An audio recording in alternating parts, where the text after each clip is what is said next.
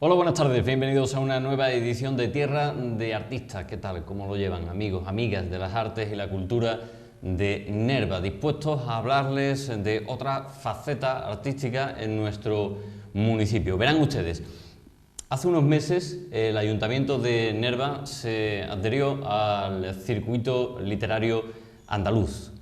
¿Qué es esto?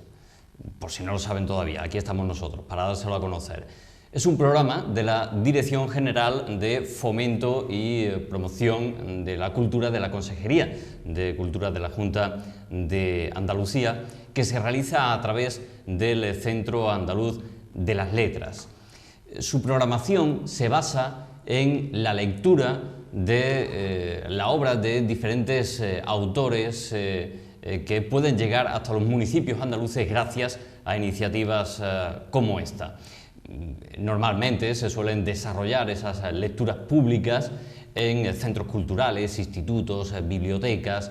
El caso es que Nerva se estrena en este circuito literario andaluz con una lectura de un autor y obra concreta, la de Félix Grande. Vamos a tener la gran oportunidad de debutar en este circuito con este autor al que vamos a saludar inmediatamente porque lo tenemos aquí ya en el plató de nuestra televisión municipal. Hablamos de un poeta, de un crítico literario nacido en Mérida en 1937, en plena guerra civil española, que es reconocido como uno de los renovadores de la lírica española en la década sobre todo de los años 60. Ha recibido numerosos premios, de lo más importante de la poesía hispanoamericana, como pueden ser el Adonais en 1964, y precisamente lo consiguió con su primer libro, Las Piedras,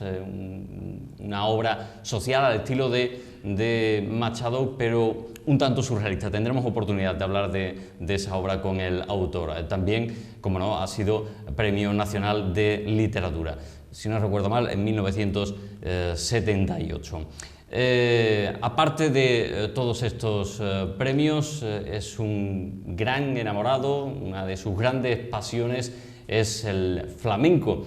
También ha escrito, como no, sobre este arte. Su último libro, publicado en el año 2000, titulado Paco de Lucía, Camarón de la Isla y Camarón de la Isla. Saludamos ya a Félix Grande, que lo van a tener ustedes mañana, si nos ven en directo, mañana, jueves 28 de octubre a las 10:30 de la mañana en el Salón de Actos de Elías Vázquez Díaz de Nerva, porque lo que van a ver mañana es para todos los públicos, es exacto para todos los públicos, no solamente para los alumnos del instituto. Félix Grande, buenas tardes, bienvenido. Buenas tardes, muchas gracias. Es un placer acogerle en este humilde plató y en esta humilde televisión municipal. Acaba de aterrizar a nuestro municipio, prácticamente no habrá tenido oportunidad de ver absolutamente nada, pero ¿conocía algo de Nerva, al menos por oídas, o es la primera vez que aterriza en esta parte de la cuenca minera? Es la primera vez que vengo y lo único que sabía era que Vázquez Díaz nació aquí. Aparte de Vázquez Díaz, no sé si lo sabe, José María Morón, poeta local, tuvo oportunidad de ser primera CSIC del Premio Nacional de Literatura en el año 1933, con una obra social, precisamente, con Minero de Estrellas. Aquella vez se llevó el premio Vicente Alexandre. Ahí nada. Pero bueno, no cabe esa honrilla, ¿no? Es posible que en aquel momento uno de los miembros del jurado fuera Antonio Machado. Sí, señor, efectivamente, fue así.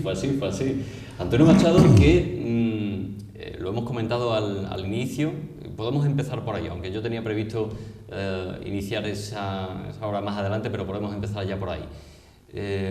Muy apoyada la obra de Antonio Machado, muy al estilo social de Antonio Machado, su primer libro con el que consigue precisamente el premio Adonais, ¿no? Las Piedras. Pero un tanto surrealista, ¿por qué? No. La influencia de Machado en mis libros y la de tantos otros poetas posteriores a él, yo creo que es más la influencia de la vertiente intimista de Machado. Ya sabes que él decía que quería ser recordado como el poeta de la intimidad y de la temporalidad. Y por supuesto, en la última etapa de su vida no tuvo más remedio que dar un paso al frente como persona, hombre civil. Y y asumir su responsabilidad civil y política. Pero durante los años anteriores a la República y a la etapa en que ya empezó a haber una agitación social en la que había que tomar parte, él era predominantemente un poeta un misterioso poeta de la intimidad y el más grande posiblemente el más grande poeta del tiempo. Y estoy hablando de un tema que arranca en la tradición del castellano, arranca con Jorge Manrique, con las coplas a la muerte de su padre, y atraviesa el tiempo por los mejores poetas de la tradición española, pasa por Gustavo Adolfo Bécquer, en donde se demora durante un ratito y desemboca ya con todo su caudal en don Antonio Machado, que convierte el tiempo en protagonista de prácticamente toda su poesía. Ese protagonismo del tiempo en la poesía es lo que hemos heredado y tenemos que hacernos dignos de esa herencia muchos poetas posteriores a Machado. Hablaremos de esto también más adelante, pero oiga, no hay mejor estreno, ¿no? Publicar su primer libro y que sea ya premio Donais, no me diga usted. No, eso fue una fortuna para mí. Ya había tentado la suerte un par de veces antes y a la tercera fue la vencida. Pero sí, está muy bien, porque cuando uno empieza, que le den un premio es muy revulsivo, acompaña mucho. En general los poetas líricos somos gente muy narcisista, a veces un poquito maníaco-depresivos, y entonces necesitamos que nos corroboren nuestra identidad desde fuera, ¿no?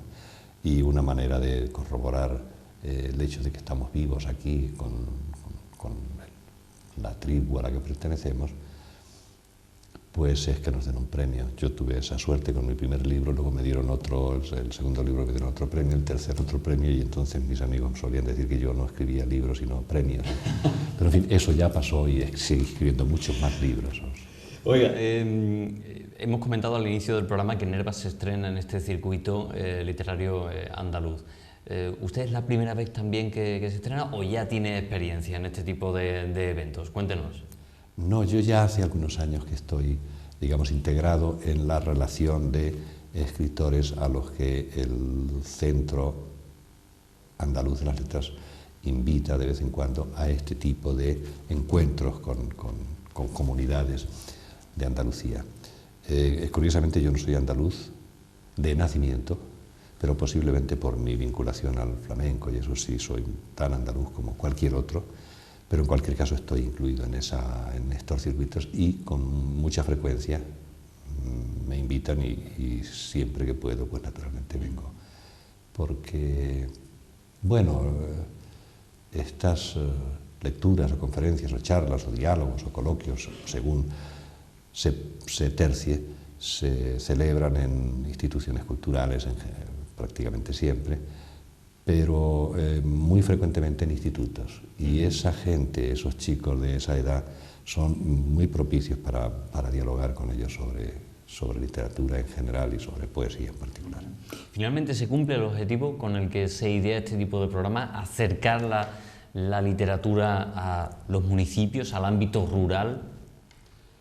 Confío en que sí, puesto que uno de los elementos de ese proyecto soy yo mismo. Confío en que en efecto que se cumpla el objetivo. ¿Cuál es el objetivo? Bueno, pues tener una tertulia cuyo protagonista es la literatura. Tener una tertulia de entre no diría especialista, sino enteradillo, que lleva muchos años en esto y que viene, y los jóvenes que están empezando a leer o que tal vez van a empezar a leer. Y entonces esa conversación puede ser útil. Yo creo que siempre que el protagonista sea de verdad la literatura, sea de verdad la palabra poética. Oiga, mal andamos. Si necesitamos de este tipo de programas para fomentar la literatura entre los más jóvenes, por ejemplo, ¿no? Que mañana es lo que toca, el IEF Vázquez Díaz de Nerva. Estamos hablando de jóvenes, de adolescentes, ¿no? Que al igual le dan más importancia a las Nintendo que a los libros. Más importancia a las Nintendo, a los juegos de ordenador, perdón, porque he puesto una marca, pero a los juegos de ordenador, por decir algo, ¿no? Bueno, pues por algo será. Si les interesa más el ordenador, será por algo. Y de todas maneras hay que tener en cuenta que, independientemente de que el sueño de una institución o un ministerio de cultura y las instituciones culturales de un gobierno democrático sea vincular a la cultura con los jóvenes, que son los que tienen más esponjas para recibir. Lo cierto es que no hay ninguna razón por la cual todos los jóvenes de una comunidad tengan que saber de poesía o tengan que saber de cualquier actividad humana. Con que hay unos cuantos basta, y de hecho no se recuerda una sola comunidad en la que todos los jóvenes hayan acabado el colegio, el instituto o la universidad. Ramón Jiménez o a ninguna otra. No hay que quejarse tanto, ¿no? Me parece bien hacer las cosas, me parece bien ir charlando y dejando la posibilidad de que alguien, entre todos los que están en un instituto, de pronto alguien que no había llegado no había caído en la trampa, caiga. Y una vez que se cae ya no se sale. Es decir, esa sí es una buena droga. Y normalmente esa y la guitarra flamenca, pero de eso ya eso hablaremos también, todo su debido tiempo. Pero yo creo que los adolescentes que caen en la expresión poética, que caen en la fuerza de gravedad de la expresión poética, normalmente se quedan, si no como aprendices de escritor y luego de escritores, se quedan como lectores. Bien, es cierto que hoy en día la competencia es brutal, ¿no? Pero, por ejemplo, a una persona de su generación, ¿qué fue lo que le llamó a adentrarse en este fantástico mundo de las letras? Seguramente será algo totalmente diferente a lo que hoy puedan sentir los jóvenes que nos puedan estar viendo ahí detrás de la pantalla de televisión. Pues hombre, se podría trivializar y decir que lo que ocurre es que en la adolescencia pues todos los chiquillos nos enamoramos y entonces escribimos un poema a la que en ese momento es la mujer más guapa del mundo, y ahí, por ahí empezamos, y luego pues leemos, o simultáneamente leemos algún libro de poemas, incluso para copiarlos, pero yo creo que la razón por la que uno cae en este desfiladero de la palabra poética es más profunda. Yo creo que las razones por las que uno busca expresión mediante las palabras son las llagas de la conciencia. Todos los niños a partir de los 6, 7 años ya están formados, ya estamos formados cuando tenemos esa edad, ya tenemos la conciencia estructurada y ya tenemos dentro de nuestra conciencia las emociones que la forman, y algunas de las emociones son un puro escozor, una pura llaga. Son la angustia, el terror, el miedo a la muerte, etc. Yo creo que es, o el miedo simplemente, ¿no?, a la muerte. En mi caso, en mi generación, era el miedo a las consecuencias del franquismo. Y yo creo que ese porcentaje de emociones tumultuosas, de emociones frenéticas, de emociones inaprehensibles, busca una salida y busca expresión. Y ahí está esperando la poesía, ahí está esperando la música, ahí están esperando las formas, los volúmenes en la pintura. Y el adolescente a lo mejor no diría de una manera demasiado exagerada que puede salvar su vida dando un paso hacia esas formas expresivas, pero puede canalizarla y serenarla. Yo creo que la razón por la que uno se hace escritor, ese oficio tan raro, es porque, como decía Heidegger, lo terrible ya ha sucedido. Y como a todos los chiquillos les ocurre lo terrible, y además luego hay un segundo paso de lo terrible, que es la adolescencia. La adolescencia es ese plazo de la vida en la que se vive la angustia, pata negra, pues creo que ese es el momento en el que ahí están esperando las palabras, en el caso de la literatura, no para que nos sirvamos de ellas, sino para que nos sirvan. Las palabras son criaturas vivas que las palabras castellanas tienen 1000 años de edad y saben más que nosotros. Nacieron mucho antes que nosotros, tienen canas de 1000 años de longitud. Y hay que acercarse a ellas con mucho respeto, como nos acercamos en nuestras culturas a los viejos, ¿no? pero ahí están, saben mucho, porque son muy viejas, y nos pueden ayudar. Y de hecho, a los adolescentes les ayuda. Pues precisamente con esto, con los adolescentes, mañana tendrá la cita Félix Grande, aunque insisto que está abierto al público y que si está ahí detrás de nuestra pantalla de televisión y ya le está picando el gusanillo, puede perfectamente asistir mañana a esa lectura. Cuénteme, ¿cómo tiene programado que se desarrolle el acto? ¿Va a hacer un recorrido también por su obra? ¿Tiene pensamiento hablar de otros literatos clásicos? ¿Cómo lo va a hacer? Pues aún no lo sé, porque por dos razones. Una, porque me parece respetuoso el dejar que el clima se cree solo si se consigue crear. Y por otra parte, porque no me pongo nervioso y sí tengo ya mucho hábito. Y normalmente lo que sucede en estos encuentros con la gente joven en los institutos es que se puede establecer cierta comunicación, incluso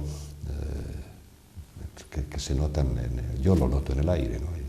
Y sobre la marcha pues se va, pero naturalmente tengo que seguir una mínima normativa, pues parece ser que una de las cosas que hay que hacer en este circuito de las letras es reivindicar un autor clásico. Podría ser Machado, por ejemplo, ya que estamos hablando de Machado, podría ser. Otra de las normas es que por lo menos tengo que leer algunas páginas escritas por mí, aunque si voy a hablar de Machado y a recordar algunos poemas de Machado, tiene guasa que además de paso me coloque el desencaje yo mis propias páginas, ¿no? De contrabando. Y una de las cosas que suelo hacer siempre que voy a un instituto y que me encuentro con gente, con chicos, es contarles los 3 o 4 secretos, o 2, con los que se puede uno servir para llegar a ser un gran poeta. Yo no lo he sido, pero los secretos los conozco. Pero no lo voy a decir aquí porque entonces quienes me están viendo se van a dar cuenta y van a ser todo el pueblo va a ser gran poeta. No, sería un disparate, ¿no? Sería una catástrofe. Pero para los chicos les vendrá bien que crean que es fácil, ¿no? ¿Tocará Blanco Espiritual, como viene anunciado en el cartel? O tal y como ha dicho, de nada sirve que tengamos anunciado esto como podemos ver por cualquier establecimiento comercial del municipio. Biografía, Blanco Espiritual y La Canción de la Tierra. Blanco Espiritual fue un libro que publiqué en el año 69 sí. Era un libro muy civil, un libro escrito en plena guerra de Vietnam, un libro muy rupturista, un libro que yo creí que envejecería y desaparecería conforme fueran envejeciendo las causas que habían motivado el nacimiento de ese libro, en una etapa en la que Europa tenía unas características muy concretas, en las que la globalización entonces estaba más cercana al terror nuclear que a ese otro terror del poder económico universal, que es ahora fundamentalmente la globalización, mientras Dios no lo remedie, mientras no lo remedien algunos gobernantes demócratas. Bueno, pues resulta que aquel libro no envejeció, resulta que pasó el tiempo y algunas páginas que están escritas al pie de la guerra de Vietnam podían estar escritas ahora al pie de la guerra de Irak. Perfecto, claro. De manera que, pues quizá no esté mal que comente algo de aquella etapa de su cordón umbilical que lo une con esta, y lea alguna página para probar que si estéticamente ha envejecido, porque yo no soy un genio, el tema no ha envejecido porque la maldad, la injusticia, la abominación del poder sigue tan fuerte como entonces y tan cruel como entonces. ¿Lo social siempre ha dominado su obra? Es que yo no creo que haya nada que no sea social. Por supuesto hay eso que antes llamaban las torres de marfil y escritores que se refugian en la pura estética o en la vanguardia, en la investigación, pero todo, incluso las vanguardias, en lo que tienen, no de escapismo, pero en lo que tienen de angustia creadora, también contribuye a ir cargando de instrumentación, de herramientas a la expresión poética, a la expresión pictórica, a la expresión musical. Pero vamos, en mi caso, quizá por tradición familiar, mi abuelo era una de aquellas criaturas que juntaban las sílabas con dificultad, pero se leían los artículos de Besteiro, tardaba una hora, pero no lo olvidaban nunca. Eso eran lectores, de verdad. Mi padre fue secretario del gremio de vinateros en la Casa del Pueblo. Entonces parecería un poco contraproducente que yo no hubiera heredado, hombre, una cierta sensibilidad social, civil y política. Y bueno, pues esa es una de las razones por las que soy escritor y una de las razones por las que me interesa tanto el flamenco, que tiene mucho que ver con la vida civil andaluza. Tendremos tiempo también de hablar de por dónde camina hoy la poesía y sobre todo la social, porque por esta regla de tres, estos últimos años no se ha tenido que vender mucha poesía social, ¿no? ¿O sí? Bueno, problemas sociales no faltan nunca. No han faltado. No faltan nunca. Ahora no tenemos, afortunadamente, en la gobernación un tirano, pero tenemos injusticias en todas partes. Cualquiera que abra la mirada puede mirar no solamente a su barrio, aunque también en el barrio puede haber injusticias, ¿eh? Es decir, motivo para no dejar de ser poeta civil o artista civil o artista comprometido, motivos hay siempre. Por eso hay que comprender que la democracia no es un lugar al que se ha llegado para instalarse, sino un camino por el que se camina toda la vida. La democracia siempre es un sistema de gobierno constantemente perfectible. Y se puede vivir una democracia y se debe estar insatisfecho. No digo que hay que exigirles a los políticos siempre más de lo que puedan dar de sí. Eso tampoco es justo. Pero por lo menos a sí mismo sí hay que exigirse uno, por lo menos llegar hasta su propio límite. Lo que no quiere decir que ese elemento clave de la conciencia de un escritor vaya en menoscabo de su atención a los problemas de la forma, que en realidad la forma no es posible sin el fondo, y me he acordado de una frase de un escritor cubano, Cintio Vitier, un poeta, Cintio Vitier, que decía, a propósito de la poesía, decía: cada vez que oigo hablar de fondo y forma me pregunto si un matrimonio es macho o hembra. Bueno, pues es lo mismo, es decir, no. Y como es lo mismo, aún el poeta que lo que más le interese sea el estado de su comunidad, le tiene que interesar mucho también el estado de la turbulencia estética de su época, para poder expresar sus emociones civiles con la mayor cantidad posible de herramientas de conocimiento estético. Tal y como ha empezado este siglo XXI, el poeta de hoy en día tiene que ser un poeta activista, un poeta revolucionario, un poeta... ¿Cómo lo definiría usted? Yo no creo que necesariamente haya que ser todos los poetas tengan que preocuparse por qué es lo que está ocurriendo ahora mismo en el continente moribundo que se llama África. No creo que necesariamente todos los poetas tengan que tener esa preocupación, pero yo desconfío de los escritores que no se preocupan siquiera un poco. Yo desconfío un poquito, sí. Esto parece que lo he dicho de un modo irónico o incluso agresivo, y no lo digo de una manera irónica ni agresiva, pero siempre he pensado que, y además en todo caso ahí están nuestros maestros, no solo de la generación del 98, uno de los cuales hemos mencionado al principio, Antonio Machado, sino en toda la historia de la literatura. No recuerdo un solo genio, que son nuestros maestros, es decir, yo pertenezco a la infantería de la poesía, pero no se puede recordar un solo genio que no haya estado complicado, implicado y comprometido con su propia época civilmente, desde los griegos clásicos, pasando por Shakespeare, que es posiblemente el genio de Occidente después o junto con aquellos griegos, el propio Cervantes, y luego ya pues cercanos los acabamos de nombrar. Yo no creo que pueda haber un gran artista al que no le hieran las llagas de su propia época. Hay otras llagas que son, como he dicho al principio, las fundamentales de la estructura de la conciencia. Son las llagas personales que no tienen solución y que no tienen remedio y que no tienen culpables.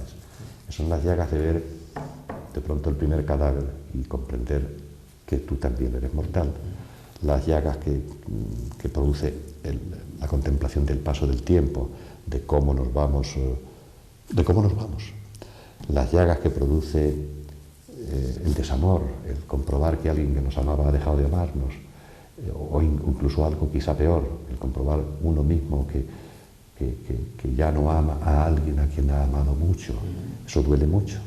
Y eso no tiene culpables, eso no son problemas civiles, y sin embargo son problemas de la conciencia que están presentes en todas las grandes obras de arte, o en muchas de las grandes obras de arte. Pero además de esas llagas a las que el filósofo Martin Buber llamaba sufrimientos nobles, hay sufrimientos innobles, que son la explotación, la injusticia, el desprecio, la persecución, la crueldad, el crimen colectivo, el genocidio. Bueno, esos son llagas colectivas, pero tienen que ser, creo que son también llagas de todas las conciencias de los artistas. Y un artista completo es aquel que tiene las dos clases de llagas. Aparte de Antonio Machado, al que hemos mencionado ya en más de una ocasión en esta entrevista, ¿qué otros referentes tiene en la poesía? Bueno, uno quizás no sea más indicado para saber cuáles son los artistas que han contribuido a que uno se forme su propio lenguaje, si es que uno ha conseguido formar su propio tono de voz. Pero en cualquier caso lo que sí puedo decir es algunos de los artistas que me han acompañado, que me han consolado y que posiblemente han configurado lo que podría ser mi propio tono de voz. Uno, sin ninguna duda, es Antonio Machado. Me parece el poeta más misterioso, más conmovedor, más profundo de toda la historia de la poesía española, por debajo de su aparente sencillez. Y lo de sencillez también hay que tomarlo con pinzas, porque se nos llena la boca con la palabra sencillez y no nos damos cuenta de que la palabra sencillez también es misteriosa. Sabemos cuando leemos una página llena de sencillez que el elemento fundamental con el que está compuesto es la sencillez, pero ¿sabemos qué es la sencillez? ¿Sabemos cómo se consigue? A lo mejor solo se consigue la sencillez con genio. Bien, pues este sería para mí el más gran poeta de toda la historia de la poesía española, que es una tradición brillantísima, llena de genios, pero que me parece que llega más profundamente es Antonio Machado. Casi al mismo nivel, quizá un paso más atrás, hay un poeta peruano que siempre me ha parecido escalofriante, que es César Vallejo. César Vallejo es un poeta andino que nació en Santiago de Chuco, la capital de la provincia de La Libertad, del departamento de La Libertad en Perú, un pueblo que está a 3.200 metros de altura. Yo he estado allí y desde allí leyó y escuchó el idioma español de una manera tan estremecedora que las palabras castellanas dichas desde su boca parece como si salieran convertidas en cristales que van hiriendo la lengua del que hablaba y dejando gotas de sangre, pero de sangre de la tribu, no de sangre de César Vallejo solamente, de sangre de la tribu humana sobre la página. Es uno de los poetas más escalofriantes de nuestro prodigioso idioma castellano. Hay más, por supuesto, hay muchos más.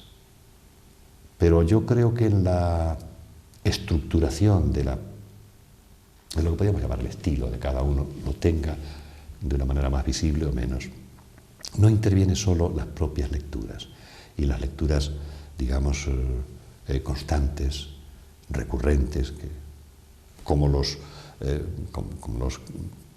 católicos practicantes leen la Biblia y se la saben de memoria. Así se puede llegar uno a saber las obras completas de Antonio Machado, ¿no? de visitarlas tanto, porque además Antonio Machado es que tiene una opinión para cada cosa importante que le ocurre al ser humano. Pero yo creo que en la formación de un estilo intervienen artistas que no son necesariamente escritores, Por ejemplo, yo confío en que, no digo creo, sino que confío, deseo que el mundo del cante y de la guitarra flamenca también esté presente de una manera sigilosa y de una manera casi clandestina en la manera en que yo escribo. Es decir, también la música colabora en la formación de una conciencia y en la formación de lo que esa conciencia expresa. Y la pintura también. La manera en que tiene el pintor de mirar puede enseñarle a uno a mirar no solamente lo real que está enfrente de tus ojos, sino lo íntimo que está de tus ojos hacia adentro. Los pintores también nos pueden enseñar muchísimo. He hablado de la poesía, de la pintura, del flamenco, un arte, sin duda. De los más estremecedores y de los más técnicamente difíciles de cuantos ha inventado la angustia y la resistencia de la especie humana. ¿Y cómo lo descubre un murciano? Bueno, yo nací en Mérida. A los 2 años me trasladé a Tomelloso. Tomelloso, la provincia de Ciudad Real, es un pueblo con una larga tradición flamenca, con una afición muy numerosa y muy entendida desde mucho tiempo atrás. Yo recuerdo oír discutir a mi padre y a mi abuelo sobre quién era mejor cantador, si el Niño de Almadén, que era de por allí, o el Niño Gloria, que era de Jerez de la Frontera. Recuerdo que mi padre defendía al Gloria y mi abuelo al Niño de Almadén. Yo no voy a decir a quién de los dos prefiero, porque entonces estaría discutiendo con mi abuelo o con mi padre, y ya no me gusta discutir con ellos. Ya prefiero que cuando pienso en ellos, ambos están debajo de la tierra. Fíjate, no he dicho muertos. Cuando pienso en ellos o charlo con ellos, no sea para discutir. Bueno, en Tomelloso es donde empecé a tener las primeras experiencias flamencas. Allí escuché muchas veces tocar al Niño Ricardo. Por allí pasaban aquello que entonces se llamaban compañías, la compañía de Juanito Valderrama, la compañía de Pepe Pinto, la compañía de Manolo Malagueño, y una de las compañías era la de Manolo Caracol, de manera que yo escuché a Manolo Caracol con una Lola Flores de 20 años, bellísima. Bueno, bellísima lo fue hasta el día de la muerte, ¿no? Era un mujerón, aquella mujer movía la cabeza, la mata de pelo y se quedaba con el teatro, ¿no? Y allí vi bailar a Carmen Amaya,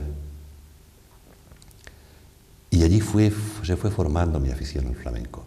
Pero repito lo de antes, ¿por qué empieza uno a escribir? ¿Porque se enamora de una vecina? Sí, pero la cosa viene de atrás.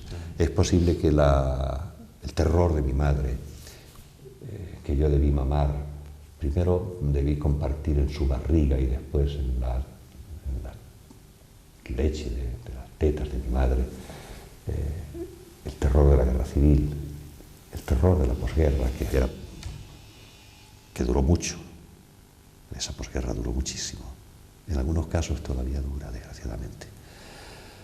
Pues es posible que aquel niño sobresaltado, y en todo caso hijo de una mujer con los nervios despedazados, estuviese buscando un lenguaje que lo consolara.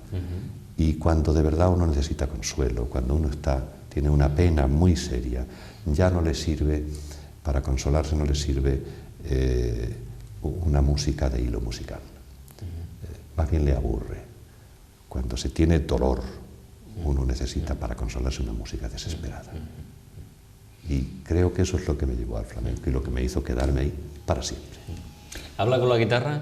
¿Ha tenido oportunidad de acariciar sus cuerdas? He llegado a tocar relativamente bien, porque empecé a tocar la guitarra cuando tenía 15 años. Por cierto, es una cosa que suelo decir, lo voy a repetir de nuevo, fui el dueño de la guitarra más barata del mundo. A ver. Cuando yo tenía 15 años, un vecino que era panadero me traía pan a casa, y entonces un día, hablando de la música, me dijo que le gustaba la guitarra y que tenía una guitarra de sobra, que se había comprado una buena en Madrid y tenía otra, y yo le dije, pues véndemela, y me trajo una guitarrita de Casa Simarro. En Casa Simarro se hacen también buenas guitarras, pero algunas se hacen en serie muy rudimentarias, y aquella era una de ellas. Entonces me la vendió por 100 pesetas de las de entonces. Le di 20 pesetas a cuenta, y como 2 o 3 meses después pasó un día por mi casa, estaba yo tocando la guitarra, ya me había enseñado a tocar Paquillo y sobre todo José María el Herrador, que es que era herrador, que era de esos que sujetaban la pata de los caballos y con esas manos tocaba divinamente, tenía una sensibilidad, un compás que es fundamental en la guitarra y no tenía la limpieza necesaria porque tenía unas manazas de dominar caballos, ¿no? Pero era muy flamenco. Y bueno, y el Astilleros, que así se llamaba el panadero, que luego fue un estupendo guitarrista y se está ganando la vida como profesor de guitarra en Norteamérica y todo esto, pues me perdonó los 80 pesetas. Me vio tocar y dijo, pero chiquillo, en 3 meses que bien tocas. Digo, pues sí, ya ves. Y me perdonó, de manera que me costó 20 pesetas mi primera guitarra. ¿La guardas todavía?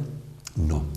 Bueno, sí la guardo, sí, lo que pasa es que está despedazada, pero todas las cuerdas rotas, un puente medio levantado, el puente de la derecha está medio levantado, el diapasón ya, pues, ya no se podría afinar, pero sí la guardo. Y la que sí guardo es la que fue mi última guitarra, que se llamaba Mesalina, y esa sí la guardo. Esa era una buena guitarra, es una buena guitarra, y tenía muy buen sonido, entre otras cosas porque el sonido se lo hizo Paco de Lucía. Y esta fue la suerte que tuve, una de las suertes que tuve en esta vida y la desgracia en tanto que tocador flamenco. Porque resulta que cuando llegó Paco, que llegó pues para revitalizar el lenguaje flamenco, para darle la vuelta a la música flamenca, para agrandar el lenguaje, no ya para incorporar un estilo, sino para agrandar el lenguaje de la totalidad del flamenco, pues eso fue una fortuna para el mundo del flamenco y para el mundo de la música en general. Pero para muchos aficionados a la guitarra fue una desgracia porque nos echó a la cuneta. Nos tiró a la cuneta a todos de una manera impiadosa, y a mí más que a otro, porque como nos hicimos buenos amigos, pues un día me riñó por tener las manos mal colocadas, me colocó bien las manos, me dijo cómo había que colocar las manos, cómo había que estudiar, sin prisa, de qué manera había que estudiar, y me puso unos ejercicios para que no me aburriera con los estudios, y a la vuelta de unos meses me volaban las manos. Y entonces ya no tenía más remedio que dedicarme a tocar la guitarra exclusivamente y dejarlo todo, quizá menos mi mujer y mi hija, pero todo lo demás dejarlo, ¿no? Y o bien dejar la guitarra y continuar haciendo mi vida, que estaba ya pues muy instalada. Yo ya pues había publicado un montón de libros, me sentía muy bien con mi mujer, que era la literatura, y no me fui con mi amante, que era la guitarra. Y entonces cerré la guitarra con llave y ya no la volví a abrir. Y confío en que mi mujer, que es la literatura, no se entere de que cuando me muera, a lo mejor, una de las últimas cosas en que pienso será en mi amante, que fue la guitarra flamenca. Paco de Lucía y Camarón de la Isla, el complemento perfecto del flamenco, ¿no? Ha habido en la historia de la flamenca, sobre todo en la historia del siglo XX flamenco, grandes parejas de cante y guitarra. Bueno, don Antonio Chacón y don Ramón Montoya, Manolo Caracol y Melchor de Marchena.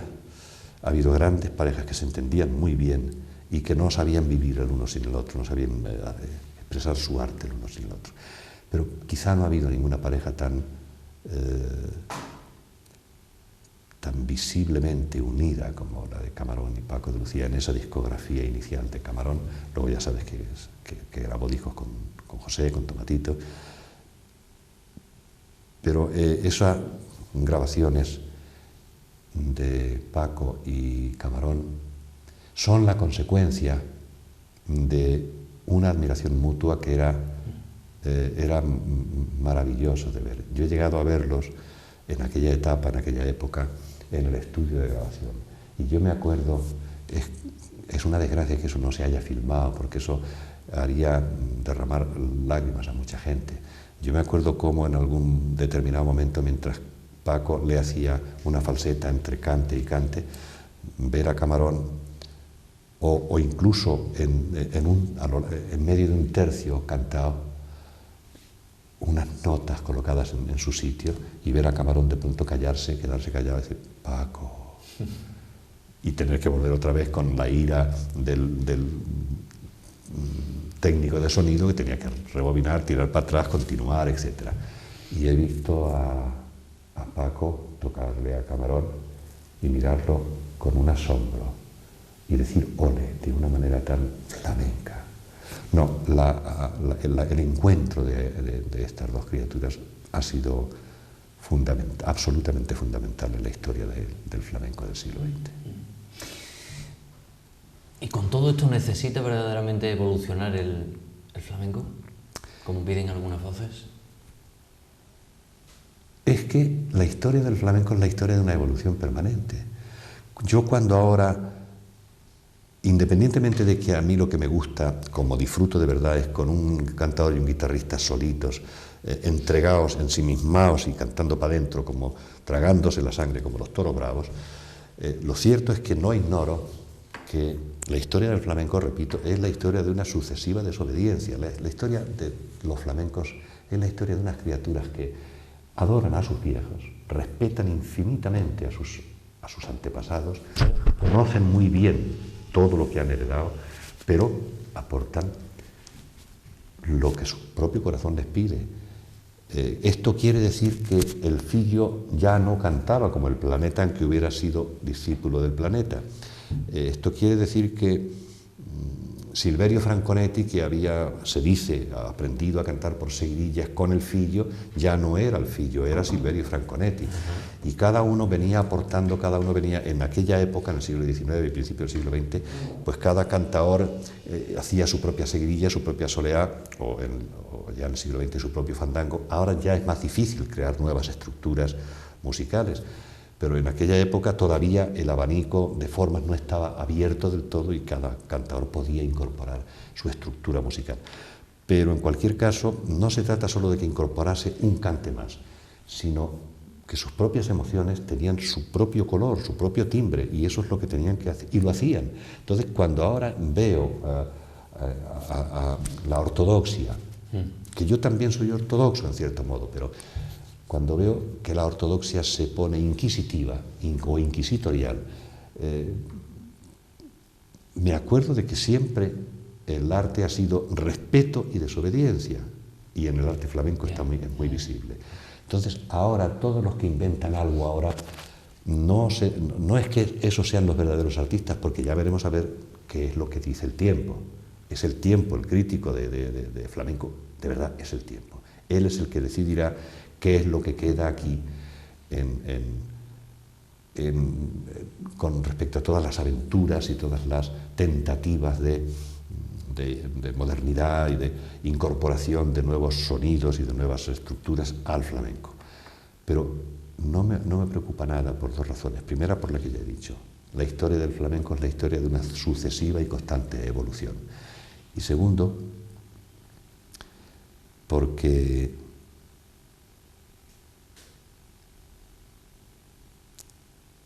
es el tiempo el que decidirá qué es lo que quede.